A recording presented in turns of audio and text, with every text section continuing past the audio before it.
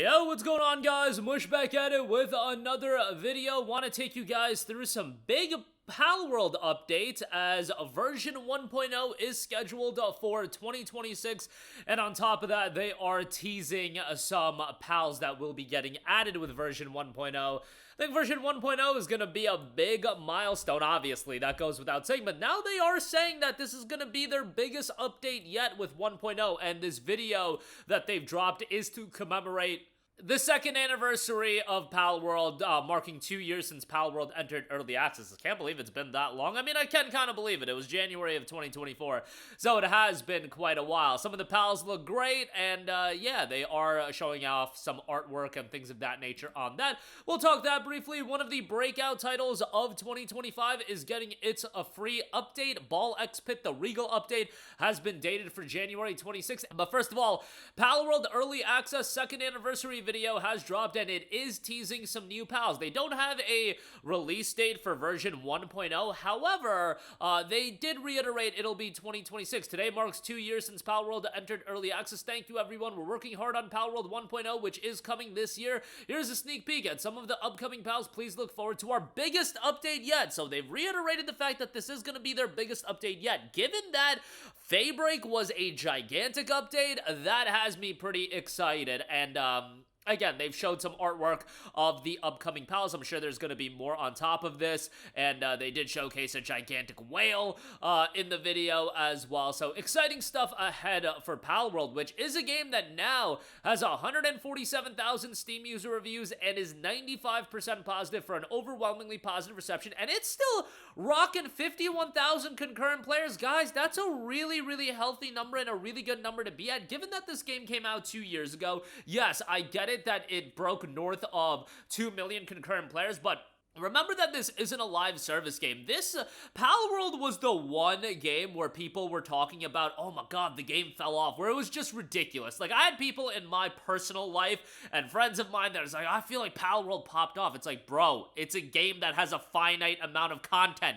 You're not supposed to go back to it every week to continue playing it. Some people do, but it's okay for games to come out, people buy them, and then they move on. I think more and more people are starting to understand that, that games have different models, and some games exist to be bought and then they die in terms of people not playing them anymore. I get that Palworld is an early access game and there were content updates rolling out, but it's not like there's content updates coming out every week or every month even. You know how many games would kill to have 50,000 concurrent players 2 years after release? A lot of them. Let's just put it that way. A lot of games would kill to have 2 million concurrent players, 2 years after release. And Palworld 1.0 is going to be so interesting because after 1.0 comes out, we can really see the trajectory of this IP. Where is it going to go? Now we are long past that lightning in a bottle moment where it got 2 million concurrent players, but we're gonna see what is the viability of this IP from a long-term perspective. There's a lot of things you can do. Obviously, the price point is probably gonna go up because that's what 1.0 games do. I would do a physical release on PlayStation 5 and Xbox Series. Figure it out. I was about to say Nintendo Switch as well, but you probably can't do that, at least at this stage of the game. But try to figure out how to do a physical release of this game on PlayStation 5, and I bring that up because while the game is predominantly popular on PC, I really do believe, given the style of game that Palworld is, you have all the pals and whatnot, this is a game that you want in store. This is a game that you want, like, the family dad to go into the store and look for games that his kid is going to be into and see that in stores. I just feel like that would be incredibly effective from a promotional standpoint for this game, and that's something that I would absolutely do. Now is the moment to grow at least after 1.0, I should say, is the moment to grow Palworld as an IP and get it bigger and bigger. I'm not saying it's going to be Pokemon. I'm not even calling for that. You know, I get the lawsuit is going on, but forget that for a second. Just talking about Palworld as an IP, there are things that you can do to focus on the growth of this IP, and I think post 1.0, that is going to be very evident. And what is going to happen after 1.0? Is Palworld going to get some sort of paid expansion sometime down the line? Are they going to continue doing content updates? I feel like Palworld at this stage of the game from a content standpoint is already worthwhile in the sense that you have a lot of content to sink your teeth into, and one more big update, that's essentially what I was calling for. I think with one more big update, Palworld is going to be an incredibly refined experience. Now, for me, and this is totally selfish as far as what I want out of the game, I would like a single-player, narrative-oriented style of play for Palworld. I don't know if that's something they're looking at. I really hope they do, because I think that could add another layer to the game. I get that people like, you know, the crafting, survival element, but I would love to see the game as like a narrative-driven action title.